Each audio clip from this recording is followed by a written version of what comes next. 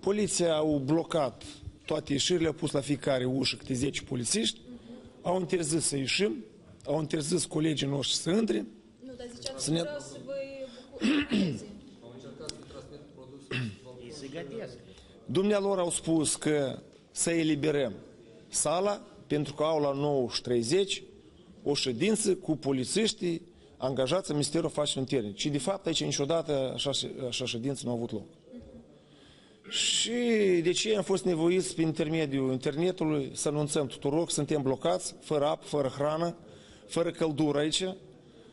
N-am dormit toată noaptea, nu renunțăm până ce funcționarii nu vin și să așează cu noi la masa discuții.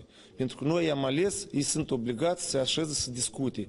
Care sunt motivele legale că ei ignoră să respecte Constituția și Republicii Moldova și legislația în vigoare. În ziua de azi, vedeți cum noi o luptat. Atunci, în 92, cu banditismul, cu tot așa, și am rămas tot așa. O ieșit la pensie și suntem nevoiți ca să luptăm și apărăm dreptul nostru ca om. Cine n-a venit, vă spun, să facă o acțiune de protest, voi toți sunteți martori presa. El înjănuiește întotdeauna pe om, dar nu cată pricina în oamenii cei care ar trebui să-i găsească. L-o înlustra și l-o castra, ca pe cal. Că el poate să ucidă și oameni și cai. Totdeauna nu-i de folos societății. Totdeauna nu-i folos.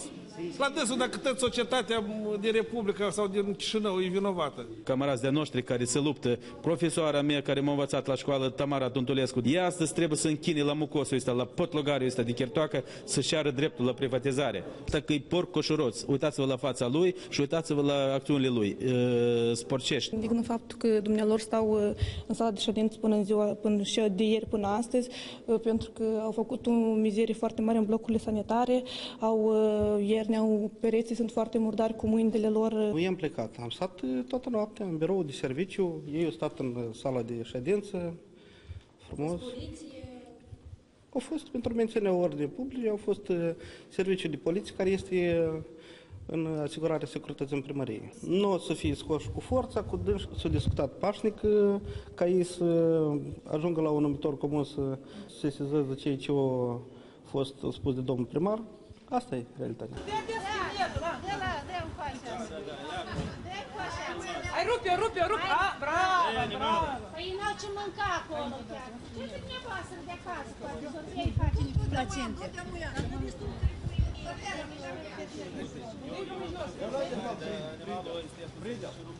Deci vârlim în sus, las prinde, că nu-i din... Opa! Prinde-o, ia-o! Normal, arpegiați-o pe câinile ăsta de astea și vă temeți. Ia pietele, dați-i un preț lui colegul ăsta.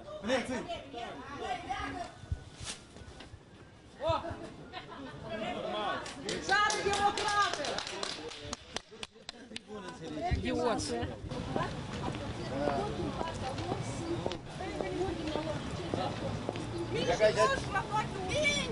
Sarea mișinoșilor! Și a călharilor!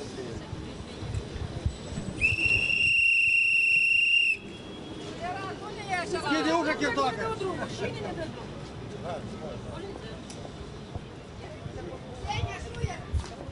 Cum vă puteți să închideți?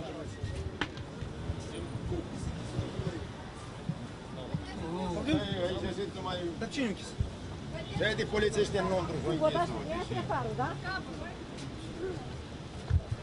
Ele la care rasă și aprind ceva... Dacă și pe războia și subalternul meu. Aici trebuie automatul, patrolnicul, de sus, nu mă ajesc la ipoteca ca din mână.